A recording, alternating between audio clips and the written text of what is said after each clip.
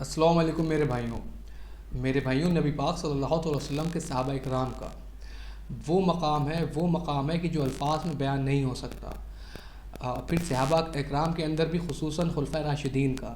خلفۂ راشدین کی جو شان ہے، جو مرتبہ اللہ رب العالمین نے انہیں نوازا ہے، وہ کوئی بھی شخص نہیں بیان کر سکتا کہ خلفۂ راشدین کو اللہ رب العالمین نے کتنی عزت اور کتنا مقام عطا فرمایا۔ خلفۂ راشدین میں میرے بھائیوں حضرت عثمان رضی اللہ تعالیٰ عنہ بھی شامل ہیں، جو تیسرے خلیفہ ہیں مسلمانوں کے۔ میرے بھائیوں، نبی پاک صلی اللہ علیہ وسلم کی دو بیٹیاں آپ کے نکاح کے اندر آئیں۔ نبی پاک صلی اللہ علیہ وسلم نے انڈیویجول 3 بار حضرت عثمان رضی اللہ تعالیٰ عنہ کو جنت کی بشارت عطا فرمائی ہے۔ اور پھر چاہے آپ بات کریں نبی پاک صلی اللہ علیہ وسلم کی بیویوں کی،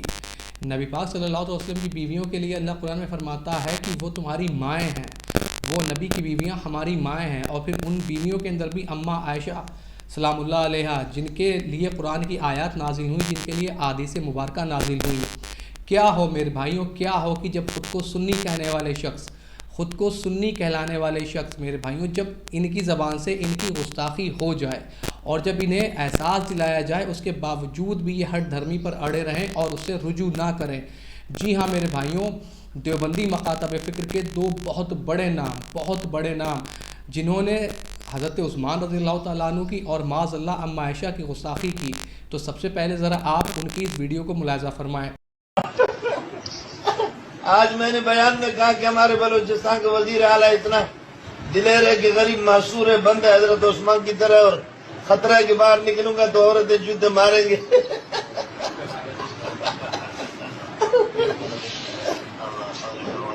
اللہ تعالیٰ آپ کی مدد فرمائے، آپ کی حفاظت فرمائے، بہت مہربانی، بہت مہربانی۔ حضرت عائشہ رضی اللہ نے اپنا یوں دیکھا، اونٹنی پہ بیٹھ گئی تھیں، ہار کوئی نہیں۔ یا رسول اللہ، میرا تو ہار کوئی نہیں، میرا ہار گم ہو گیا ہے، میرا ہار تلاش کریں، ہم پھر چلیں گے۔ تو میرے نبی کہتے، تو وڈی آئی نواب زادی، میں جہاد تے بہ جانا تینوں ہار دی پائے گی، چل اگو لگ۔ تو وڈی آئی نواب زادی، میں جہاد تے بہ جانا تینوں ہار دی پائے گی، چل اگو لگ۔ تو وڈی آئی نواب زادی، میں جہاد تے بہ جانا تینوں ہار دی پائے گی، چل ہوتا ہوں۔ کہ کیا کر دیا میرے نبی نے، جہاد کا سفر۔ اور میرے نبی کا ہار تلاش کرو بھائی، اب سارے ہار تلاش کر رہے ہیں۔ کچھ دن چھپ گیا اور ہار کی تلاش تو بند ہو گئی اور سفر بھی بند، چونکہ اندھیرے میں کہاں جائیں گے۔ اور آپ کے ماتھے پہ شکن، عائشہ تیری وجہ سے ساری مصیبت ہے، اللہ دے بندی تو ہار دے مگر پائے گی۔ عائشہ تیری وجہ سے ساری مصیبت ہے، اللہ دے بندی تو ہار دے مگر پائے گی۔ میرے بھائیوں، آپ نے اس ویڈیو کو دیکھا جس میں یہ جو مینگل صاحب ہیں، یہ بتا رہے ہیں کہ ہمارے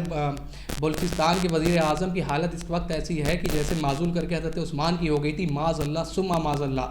مطلب کہ اس طریقے کی گفتگو کوئی شخص کیسے کر سکتا ہے جو اپنے آپ کو سنی کہہ رہا ہو۔ حضرت عثمان رضی اللہ تعالیٰ عنہ کا مقام و مرتبہ، جن کے بارے میں قرآن کی آیات نازل ہوئی، جنہیں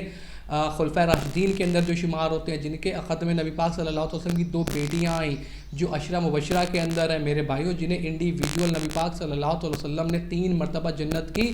بشارت دی ہوئی ہے، جن کے بارے میں اتنی زیادہ احادیث موجود ہیں، ان کے بارے میں اس طریقے کے جملے کہنا۔ اور پھر جو آگے اس نے الفاظ کہے ہوئے ہیں کہ وہ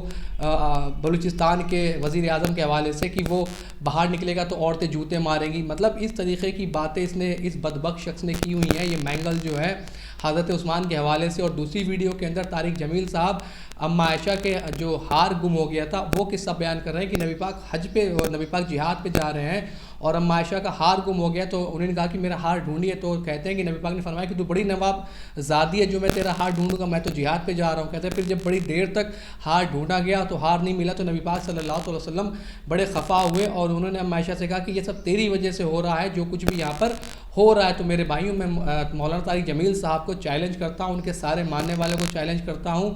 جس طریقے کی گفتگو انہوں نے نبی پاک صلی اللہ علیہ وسلم کی طرف منسوب کر کے ام عائشہ کے اوپر جو الزام لگایا کہ نبی پاک صلی اللہ علیہ وسلم نے ام عائشہ کے لیے یہ الفاظ استعمال کیے، تو یہ مجھے کوئی بھی ایک سند سے یہ ساری باتیں دکھا دے کہ نبی پاک صلی اللہ علیہ وسلم نے ام عائشہ کے لیے اس طریقے کی الفاظ جو ہے وہ بیان کی ہوں۔ میرے بھائیوں، آپ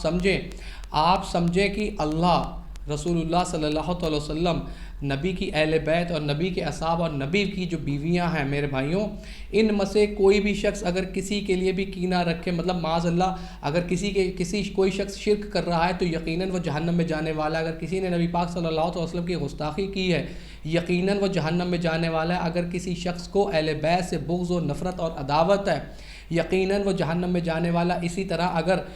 کسی کو نبی پاک صلی اللہ علیہ وسلم کی بیویاں جو ہیں یا ان کے جو اصحاب ہیں ان سے بغض اور عداوت اور کینہ ہے تو بلا شک و شبہ وہ بھی جہنم کے اندر جانے والا ہے۔ اتنی واضح دلائل ہیں صحابہ کرام کی شان کے اندر، نبی پاک صلی اللہ علیہ وسلم کی جو بیویاں ہیں ان کی شان کے اندر اتنی زیادہ آیات اور حدیثیں موجود ہیں، اور پھر اماں عائشہ کے سے تو اتنی زیادہ حدیثیں اماں عائشہ کی شان کے اندر، اس کے باوجود یہ لوگ اس طریقے کی باتیں کرتے ہیں جذبات میں آ کر۔ میں یہ نہیں کہہ رہا کہ انٹینشن ان کا گستاخی والا رہا ہوگا، لیکن بہرحال ان سے گستاخی تو ہوئی۔ تو پھر ایک نیک مسلمان کا ایٹیٹیوڈ کیا ہونا چاہیے کہ جب انہیں اس بات کا احساس دلایا جائے کہ آپ سے غلطی ہو گئی ہے تو آپ رجوع کر لیں۔ یہی مینگل صاحب سے جب مطالبہ کیا گیا کہ آپ سے غلطی ہو گئی ہے، آپ سے حضرت عثمان رضی اللہ تعالیٰ عنہ کی شان میں گستاخی ہو گئی ہے، تو دفاع میں ان کے دفاع میں ویڈیوز بنانے لگے، جو کہ دیوبندی مقدم فکر سے تعلق رکھنے والے لوگ ہیں وہ ان کے دفاع کے اندر ویڈیوز بنانے لگے۔ اور طارق جمیل صاحب نے تو کبھی مطلب پتہ نہیں وہ کیا کیا بیان کرتے ہیں، کہاں سے پڑھ کے آتے، کون سی باتیں کرتے، نہ جانے کیسی کیسی روایتیں وہ لے کے آتے ہیں۔ بہرحال کل ملا کے بتانے کا مطلب یہ ہے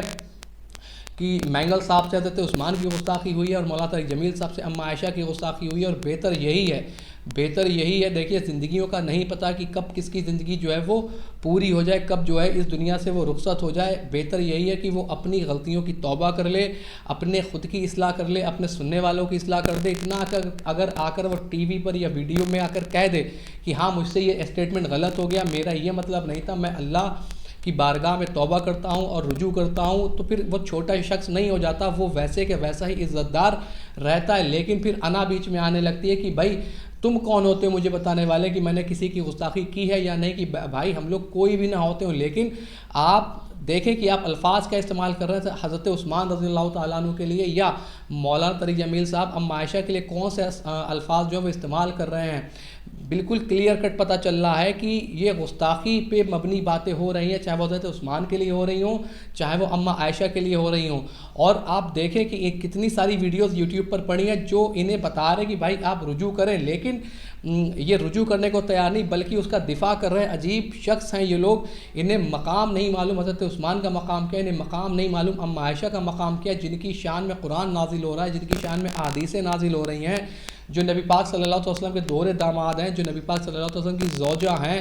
ان کے بارے میں یہ لوگ اس طریقے کی گفتگو کرتے ہیں۔ خدا کا خوف نہیں آتا میرے بھائیوں۔ آپ اب معاملات کو سمجھیں کہ آپ یہ نہ دیکھیں کہ وہ دیوبندی ہے یا فلاں ہے یا کون ہے، طارق جمیل ہے یا مینگل صاحب ہیں، آپ یہ دیکھیں کہ یہ جملے جو کہے ہیں وہ کس کے لیے کہے گئے ہیں میرے بھائیوں۔ امید ہے کہ بات آپ کے سمجھ آئی ہوگی۔ الا البلاغ۔